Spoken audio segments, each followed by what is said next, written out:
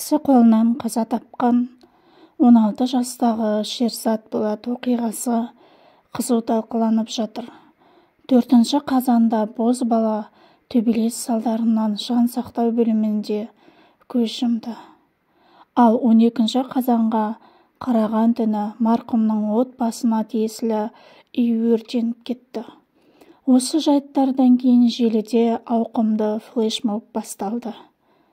Қазақстандықтар әлеуметтік желіде марқұм бозбаланың суретін қойып, «За Шерзата» деген хэштегпен флешмоб бастады.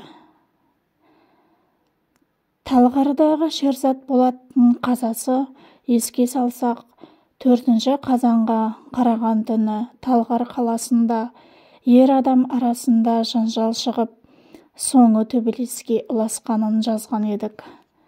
Жанжал салдарынан 2 жігіт аудандық ауруханаға жеткізілген. Олардың бірі алған жарақатынан жан сақтау бөлімінде қайтыс болды.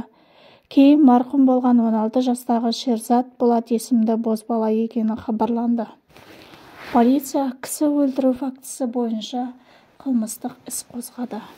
Артынша Алматы облысының полиция департаменті өкілдері кісі өлтірді деген күдікпен ұсталғандардың видеосын жариялады. Талғардағы кісі өлімімен аяқталған оқиғадан кейін марқұмның әкесі соттың ашық әрі әділ өтілуіне мәлімдеме жасады. 10 қазан марқұмның әкесі Қаржаубай Нұрымов істің мән-жайын айтып, тағы бір үндеу жасап, халықтан митингке шықпауын өтінді. Сондай-ақ ол отбасының қауіпсіздігіне алаңдаулы екенін жеткізді. Айтуынша, заңгерлер мен журналистердің атын жамылып, белгісіз біреулер келіп қорқытқан. Шерзаттың әкесі жағдай өзіне және жақындарына кері әсер етіп кетпес үшін жұртшылықтан митингке шығып, қан төгіс жасамауын өтінді. 12 қазанда құқық қорғаушы Саида Тәукелова желідегі желі парақшасында марқұм Шерзат Болаттың отбасына тиесілі үй өртеніп кеткенін жазып, видео жариялады. Еңбекші Қазақ ауданындағы өрттен кейін облыс әкімдігі марқұм Шерзат Болаттың туыстарына уақытша баспана ұсынды. Бірақ олар бұл көмектен бас тартты, деп хабарлайды Алматы облысының әкімдігі. Алматы облысының әкімі Марат Сұлтанғазиев Еңбекші Қазақ ауданындағы өрттен кейін жедел штаб отырысын өткізді. Облыс басшысының айтуынша, әкімдік марқұмның отбасына көмектесу үшін бар күшін салды. Жағдай бақылауда, барлық құқық қорғау органдары күшейтілген режимде жұмыс істеп жатыр. Заңдылықты қамтамасыз ету үшін шұғыл шаралар қабылдау қажет деген болатын Сұлтанғазиев. Қазіргі кезде қарайтын болсақ, өртенген үйді толық қалпына келтіруге тапсырма берілді. Сонымен қатар отбасына материалдық және психологиялық көмек көрсетіледі. Әкімдік уақытша баспанада ұсынған, бірақ Шерзат Болаттың ата-анасы бұл көмектен бас тартты. Зардап шегушілердің ата-анасының баспанасы болғандықтан, олар уақытша ұсынылған үйден бас тартты, деп хабарлама келген болатын. 4 қазанда Талғарда бас бұзарлар 16 жастағы жасөспірімді өлтірді. Шерзат Болат дүкенде әкесіне көмектесіп жүргенде сатып алушының біреуі сыра үшін ақша төлемеймін деп шыққан. Содан жанжал басталды. Оқиға орнына бір топ адам келіп, жасөспірімді ғана емес, оның әкесі мен ағасын соққыға жықты.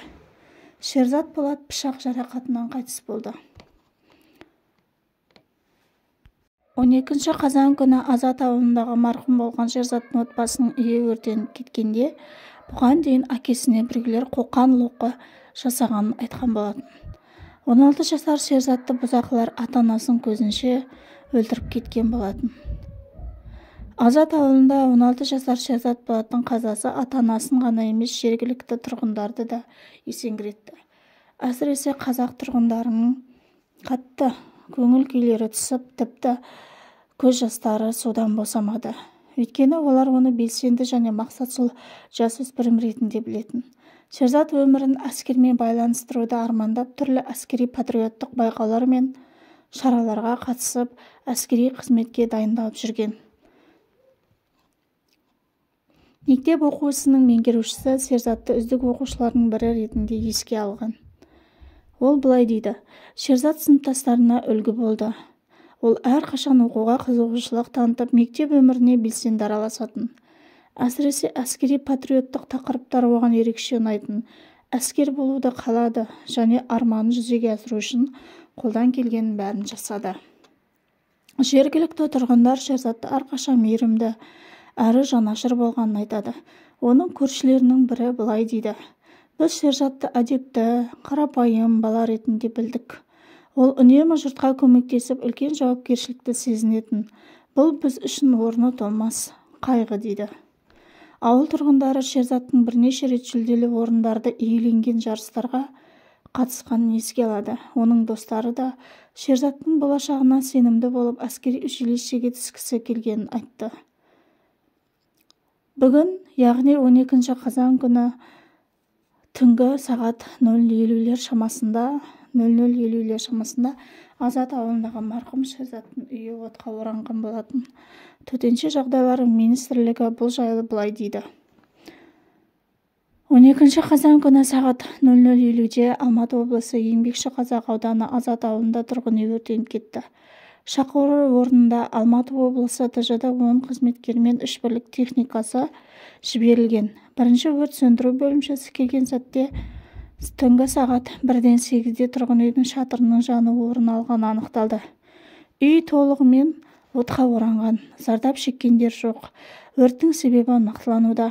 Өрттің себебін анықтау үшін Алматы облысы ТЖД зерттеу сынақ өрт зертханасы мен анықтау бөлімінің қызметкерлері оқиға орнында деп мәлімдеген болатын. Қазіргі таңда тергеу ісі жүріп жатыр. Оқиға орнына Ішкі істер министрінің бірінші орынбасары Бауыржан Аленов барды. Ешқандай қаражатты керек емес деп Шерзаттың әкесі Қаржаубай Нұрымов халықтан ақша жинағысы келмейтінін айтты. Және де ол ашық ретінде ешқандай митинг болмасын деп халықтан өтініш және үндеу ретінде айтқан болатын. Ол әкесі былай дейді: Баламның қазасынан ақша жинау маған береке де пайда да бермейді. Оның маған қазір керегі жоқ. Мен тек қазір тыныш қана елді дүрліктірмей баламның ісін әділ шешу үшін күресуге мұрша беріңіздер. Біреуден ақша алатын жағдайда емеспін. Біреуден ақша алып қарабет болу менің болашағымда, намысыма да қайшы нәрсе, деді Қаржаубай Нұрымов, яғни Шерзаттың әкесі. Қазіргі таңда Шерзаттың отбасына ақша жинау үшін ашылған парақшалардың бәрі жалған екенін мәлімдейміз. Қаржаубай Нұрымов ресми түрде қаражаттан бас тартып отыр.